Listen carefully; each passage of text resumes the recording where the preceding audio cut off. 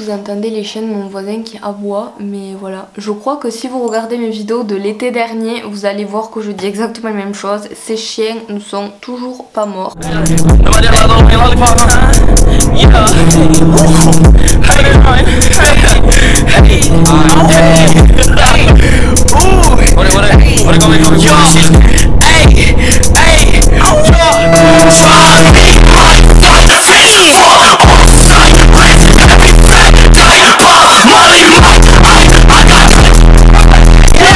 Bonjour les michtos, j'espère que vous allez tous très bien. Alors aujourd'hui je suis trop contente de vous retrouver pour une nouvelle vidéo. Je suis super en forme, je suis super contente d'avoir écrit cette vidéo et il me tarde trop de vous en parler. Ça fait super méga longtemps que je veux faire ce genre de vidéo, mais comme vous le savez c'est des vidéos qui me tiennent vraiment à cœur, donc je veux vraiment pas vous parler de n'importe quoi. Donc je vous mettrai en description la playlist où je vous fais toutes les vidéos de ce style sont répertoriées, donc des vidéos de la catégorie ce qui m'a marqué. Donc je vais vous parler des rencontres ou des choses que j'ai fait, entendues, vues ou découvertes qui m'ont vraiment marqué et qui me marqueront certainement à vie. Je vous avais parlé de ma rencontre avec une ancienne déportée, je vous avais parlé du film, enfin du livre de Tim Guénard, je vous avais parlé de quoi d'autre, une émission radio que j'avais entendue, enfin je sais plus. Aujourd'hui je suis là pour vous parler d'un livre, d'un musée, d'un groupe et d'un reportage. Des choses, là pour la première fois je vous parle des choses quand même qui sont assez contemporaines, assez récentes, mais en tout cas j'espère que ça va quand même vous plaire, vous ouvrir l'esprit et vous faire découvrir des choses. Donc j'espère que la vidéo va vous plaire, c'est parti.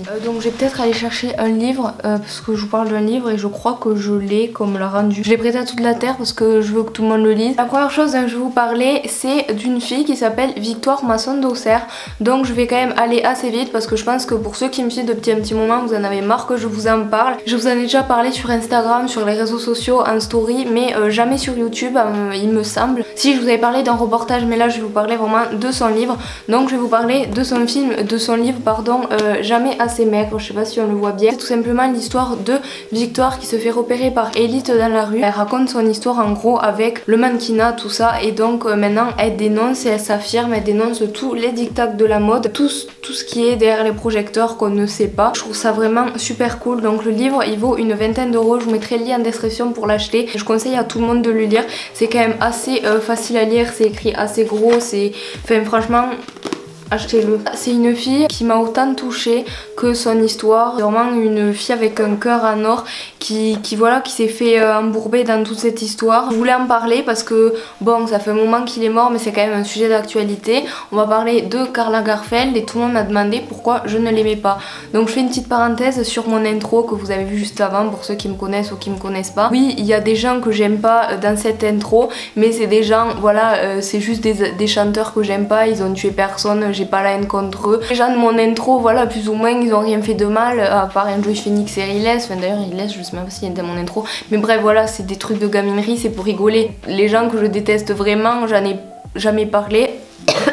Les gens que je déteste vraiment, j'en ai jamais vraiment parlé, c'est comme Karl Lagerfeld. Je sais pas si elle en parle dans le livre, mais je crois que c'est dans un reportage. Oui, ces reportages, je les ai vraiment tous entendus, tout vus. Donc tous ces podcasts à la radio, tous les podcasts de radio, je les ai écoutés, les émissions, je les ai toutes vues, et son livre aussi, je l'ai lu. Et c'est vraiment une fille qui m'a répondu plusieurs fois sur les réseaux sociaux, qui est vraiment adorable. J'en reviens à Karl Lagerfeld. Pourquoi je ne l'aime pas, en gros, c'est plus ou moins lui qui a créé des complexes à toutes ces filles, du fait qu'il faut être comme ça alors que c'est clairement impossible, ou alors t'es comme ça mais tu te nourris pas, t'es une larve, tu fais rien quoi. Pour vous dire, Victoire a eu un EMC inférieur aux petits africains, donc enfin je sais pas comment vous expliquer l'ampleur que la mode prend.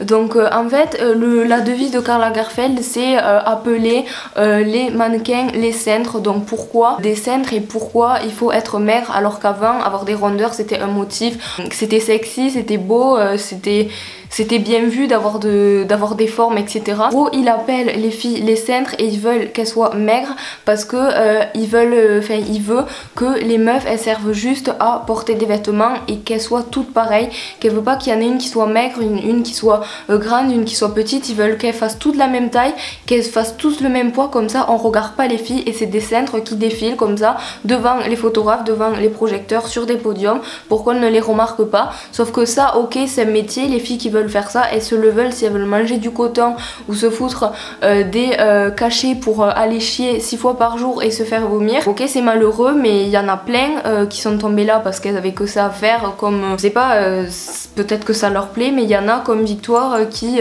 essayait de s'en sortir mais qui n'y arrivait pas, et après ces filles elles ont des TCA pendant toute leur vie. Des TCA c'est des troubles du comportement alimentaire, et du coup en gros ok, si dans la mode il faut tous être maigres, ok, mais moi je conçois pas que dans les magazines toutes les filles qui ont aucune culture pensent que la femme ça doit être ça. Pour moi une photo retouchée ça doit être écrit. Par exemple moi sur Instagram je retouche rien, sinon je le dirais. Fait une fois je me suis enlevé un bouton sur le nez parce que la photo elle était cool et mon bouton il cachait tout, on aurait dit que j'étais bouddhiste mais sur le nez. Fait moi je trouve que ok c'est un métier, pour certains la maigreur ça leur plaît, enfin j'en sais rien, mais ça doit pas créer des complexes à tout le monde, et ça Victoire elle le dénonce très bien. Je me suis peut-être mal exprimée parce que je sors du lit et voilà, mais en tout cas n'hésitez pas à vous renseigner sur Victoire, vraiment un personnage super sympathique, son livre vraiment super cool, et peut-être ça peut vous ouvrir un petit peu à toute cette culture au niveau de la mode et toutes les choses horribles qui s'y passent. Enfin vraiment tout ce qu'elle raconte c'est pas négligé, et je vous conseille d'y jeter un coup d'œil. Voilà. La deuxième chose dont je vais vous parler c'est d'un musée, et c'est le musée qu'il y a à Toulouse, donc le musée des Augustins. J'y suis allée pour la première fois en mars 2019 en sortie scolaire avec une option d'art plastique. N'hésitez pas à aller voir en description, je vous mettrai le vlog parce que j'ai filmé ce musée.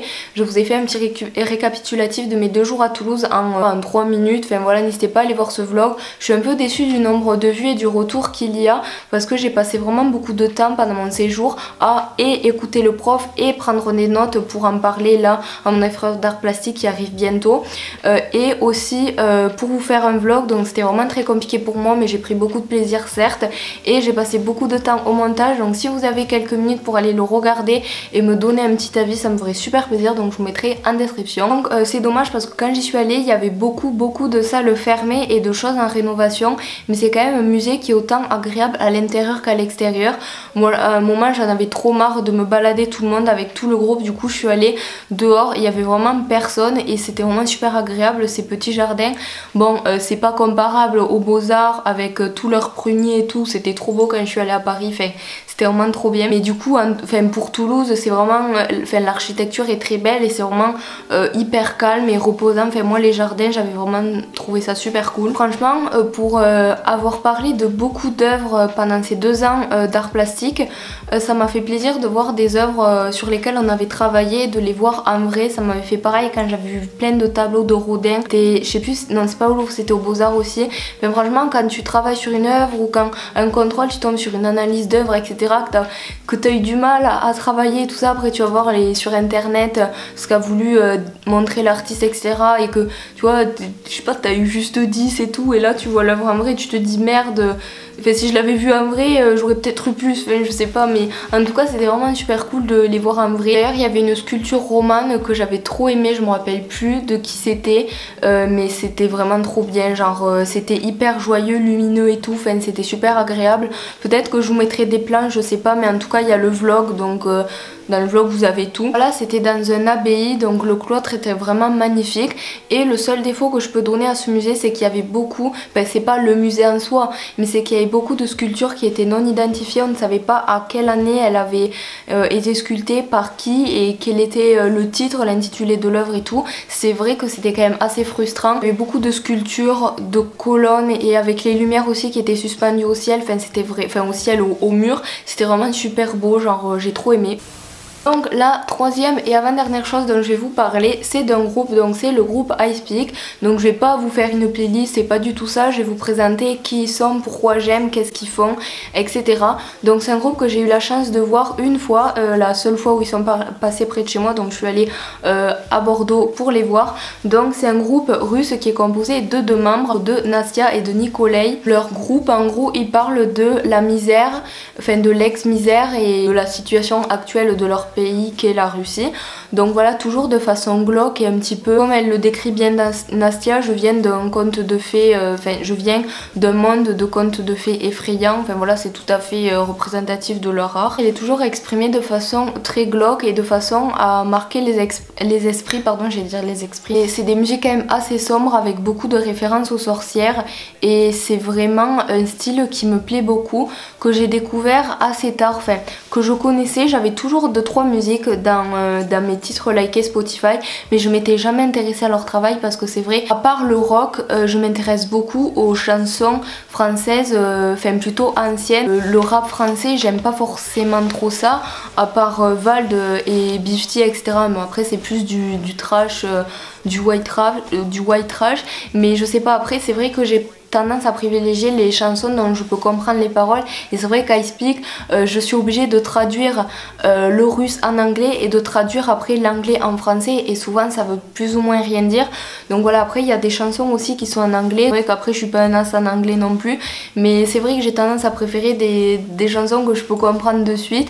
C'est pour ça que je l'ai découvert assez tardivement, mais c'est vraiment un de mes groupes préférés aujourd'hui. Pour décrire leur musique, c'est une sorte de pop rap avec de l'autotune pour rendre un petit peu plus inquiétant. Enfin en tout cas je vous mettrai un clip en description, comme ça si vous aimez cette chanson vous allez sûrement aimer tout ça. C'est Love Death More je crois, mais ça c'est traduit en anglais, mais sinon c'est en russe, mais je vous mettrai en description parce que voilà, il y a une douceur dans la chanson et aussi un moment terrifiant avec de l'autotune où vraiment il y a tout qui part en couille. Enfin, au moins là vous allez capter direct leur univers si vous connaissez pas. Parfois on passe du glauque à du merveilleux avec la super belle voix de Nastia, enfin limite on part dans le lyrisme et tout. Enfin, moi je trouve ça super intéressant et les clips ils sont vraiment super bien réalisés, toujours avec cette noirceur, et on voit ils sont pas contents et qu'ils veulent faire peur, tu vois, mais c'est où on aime ou on déteste, parce que moi j'ai jamais entendu des gens qui disaient je suis mitigée, enfin c'est où ils aiment ou ils trouvent ça nul. Après c'est vrai que leur art est quand même assez spécial, mais je vous conseille vraiment d'aller essayer, ça vaut le coup. Et voilà. La dernière chose dont je vais vous parler, c'est d'un reportage. Donc je me suis complètement emmêlé les pinceaux, j'ai écrit reportage Marilyn et je comprenais pas mes notes, mais en fait c'est un reportage marin. Donc comme vous le savez, je suis passionnée par tout ce qui est océan, poisson, etc. C'est vraiment un monde qui me fascine. Les autres c'est bon, c'est aussi les pierres, moi aussi, mais j'allais dire les pierres, les astéroïdes et tout. Enfin moi c'est tout ce qui se passe en dessous. Donc j'ai vu un reportage il y a pas très longtemps qui dure à peu près 1 heure sur Arte. J'ai vu des centaines de reportages marins. D'ailleurs mon rêve c'est de voir un film qui se passe sous la mer en 3D, genre c'est vraiment des trucs qui me fascinent trop. Donc franchement j'en ai vu pas mal, mais celui-là il m'a vraiment plu et transporté. Je vous mettrai en description, c'est vrai qu'il est assez long. Je sais plus si je l'avais vu sur Arte, mais je l'ai vu aussi sur YouTube, donc je crois que vous pouvez le retrouver. Et franchement c'est vraiment un monde qui me fascine, je pourrais regarder ça pendant des heures. Un jour j'aimerais trop aussi faire de la plongée et aller voir moi-même tous ces récifs, toutes ces plantes moi-même, et c'est quand même assez cher je pense. Je pense que je paniquerais si je pourrais pas respirer l'air directement, mais par une bonbonne ou par un tube. Enfin je sais pas, je suis pas claustrophobe, je fais pas des crises de panique, je suis asthmatique, mais franchement je le suis presque plus parce que je prends même plus mon traitement. Enfin voilà, j'ai zéro raison, mais je sais pas, je le sens pas. Après je me sens pas encore prête et j'ai toute la vie pour le faire, mais c'est vraiment un truc que j'aimerais beaucoup réaliser. Alors comme vous le savez, j'ai aussi une passion pour les poissons. J'ai eu un poisson, enfin j'ai eu plusieurs poissons dans ma vie. J'en avais un peu rien à faire, mais le dernier poisson que j'ai eu s'appelait Billy. Il est toujours dans mon cœur, il me manque toujours, merci. Pour les plus fidèles de ma chaîne, vous savez qui c'est.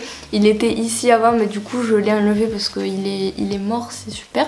Je lui ai fait même un compte Instagram et tout. Enfin, je crois que c'est la première fois que j'ai autant aimé un animal de ma vie. Voilà, je suis un peu dégoûtée, mais c'était vraiment un poisson que j'aimais trop. Et c'était en attendant voilà, d'avoir un appart ou une maison à moi et d'avoir vraiment un aquarium chauffant avec plein de poissons. C'est vraiment un truc que je veux trop. Mais ça aussi, j'ai encore toute la vie pour le faire. Du coup la vidéo est terminée, ça me donne envie d'aller regarder encore les poissons parce que je veux vraiment trop ça. En vrai ici là je vois trop un giga aquarium avec des poissons clowns et tout là. Trop bien. J'ai un cheveu qui me chatouille depuis le début de la vidéo, j'espère que ça se voit pas. Je vous fais d'énormes bisous, j'embrasse très fort et je vous retrouve mercredi à 4 h pour une prochaine vidéo. Bye.